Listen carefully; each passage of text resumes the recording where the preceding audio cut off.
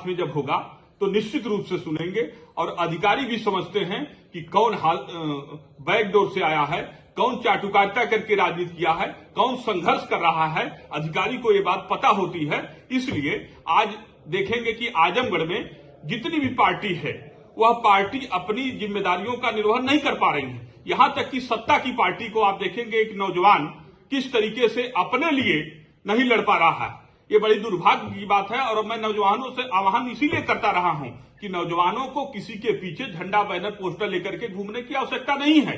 यदि उनको लड़ना है तो अपने हक के लिए लड़े और एकजुट हों, एक मंच पर आए और जाति और धर्म के नाम पर इस तमाम तरीके से जिस तरीके से बरकरार करके आपके ऊर्जा का दोहन हो रहा है, दुरुपयोग हो रहा है, उसको रोका जा सके। क्या लगता है कि आपको जो मौजूदा सरकार है वो सही तरीके से कार्य नहीं कर रही है? देखिए, हर सरकार की अपनी कार्यशैली होती है और सरकार पर कुछ अच्छे कार्य भी होते हैं, कुछ बुरे भी होते हैं।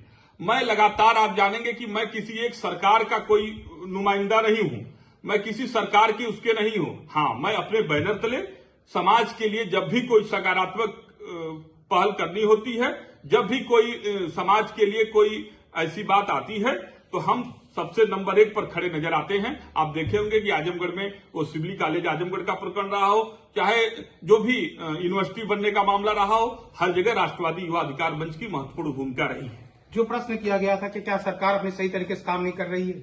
नहीं, सरकार की कार्यशैली पर सवाल पूरा प्रदेश खड़ा कर चुका है। हम कार्यशैली पर नहीं, हम पार्टी इसीलिए बना रहे हैं कि हम व्यवस्था परिवर्तन चाहते हैं। सरकार कोई भी आएगी जाएगी, जब तक व्यवस्था चलाने वाला और व्यवस्था परिवर्तन नहीं होगा तब तक कोई संभव नहीं है। सरकारें आती हैं जाती हैं।